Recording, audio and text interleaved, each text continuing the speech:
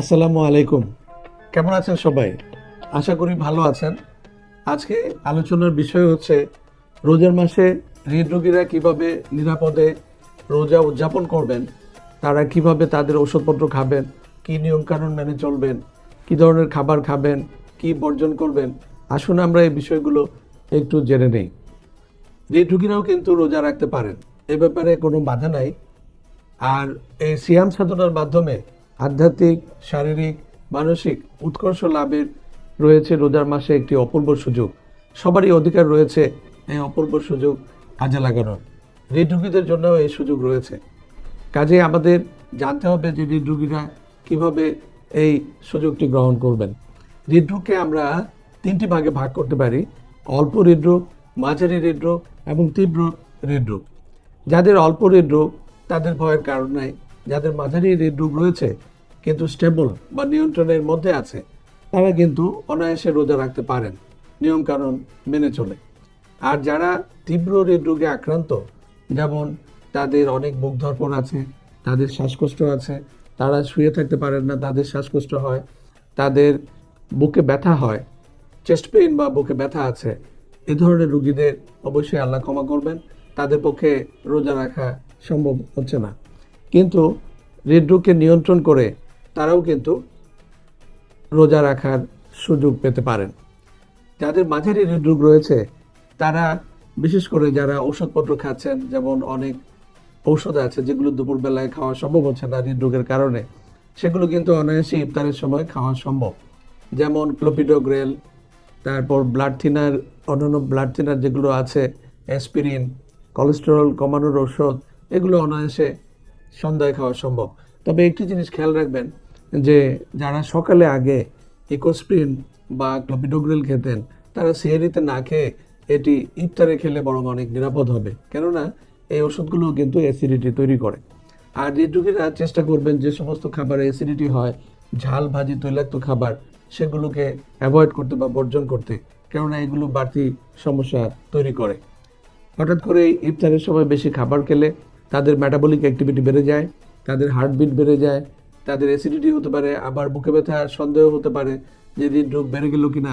কাজে এ ধরনের সিচুয়েশনকে অ্যাভয়েড করার জন্য সতর্কভাবে তাদের ইফতারের মেনুকে সিলেক্ট করা উচিত।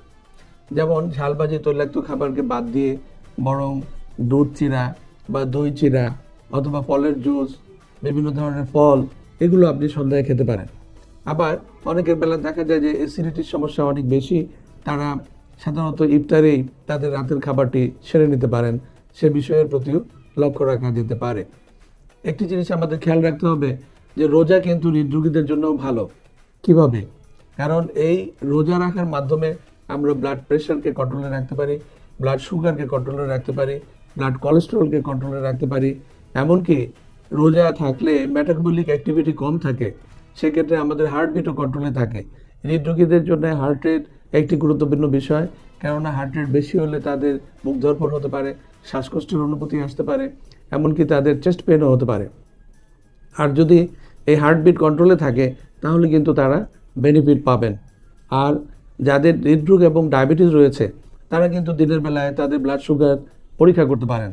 ইসলামিক স্কলাররা এবং মিশরের যে ফিকাশাস্ত্রের বিশেষজ্ঞগণ আছেন, তারা কিন্তু অলরেডি মতামত দিয়েছেন যে রোজা রেখেও আপনি ব্লাড সুগার এবং অন্যান্য পরীক্ষা নিরীক্ষা, যেমন কোলেস্টেরল পরীক্ষা, এগুলো করতে পারেন এবং আপনার ডায়াবেটিসের ওষুধের মাত্রা কত হবে সেটি নির্ধারণ করতে পারেন।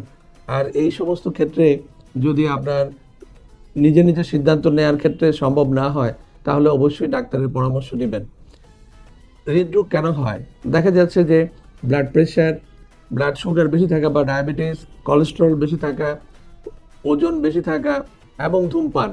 কাজে এই বিষয়গুলি দেখা যাচ্ছে যে রোজা রাখলে এগুলোর আমরা বেনিফিট পেতে পারি। এমনকি অনেক ধূমপায়ী রোজার মাসে তাদের ধূমপানকে বর্জন করতে পারেন, সেটিও একটি ভালো দিক। কাজেই এই রোজা রাখার মাধ্যমে রিস্ক ফ্যাক্টর বা হৃদরোগের যে বিষয়গুলো, সেগুলো কিন্তু আমরা অনেকখানি ঝুঁকি থেকে বেরিয়ে আসতে পারি। বিষয়টি খেয়াল রাখতে হবে, যাদের শ্বাসকষ্ট আছে তারা যদি রোজা রাখেন, সেই শ্বাসকষ্টের কারণ কি? এটি কি বুক ধড়ফড়, নাকি বুকে ব্যথা, নাকি তাদের রয়েছে হার্ট ফেলার? যদি হার্ট ফেলার থাকে, পায়ে পানি আসে, তাদেরকে অবশ্যই লবণ জাতীয় খাবার কম খেতে হবে। তাদের অতিরিক্ত যে পানির পরিমাণ সেটি তাদের নির্ধারিত আছে, কাজে অতিরিক্ত পানি তাদের পক্ষে খাওয়া সম্ভব হবে না। তো যদি হার্ট ফেলিয়ারের মাত্রা বেশি হয়, চেস্ট পেইন থাকে, বুকে ব্যথা থাকে, পাশাপাশি দেখা যায় যে তাদের শ্বাসকষ্ট আছে, সেই রোগীদের কিন্তু রোজা রাখা সম্ভব হচ্ছে না। কাজেই যাদের হৃদরোগ মোটামুটি নিয়ন্ত্রণে আছে বা অল্প মাত্রার হৃদরোগ, তারা কিন্তু নিয়মকানুন মেনে রোজা রাখতে পারেন। আশা করি এই বিষয়গুলো আপনাদের কাজে লাগবে এবং আপনাদের অসংখ্য ধন্যবাদ জানাচ্ছি। ভালো থাকবেন, সুস্থ থাকবেন। ধন্যবাদ।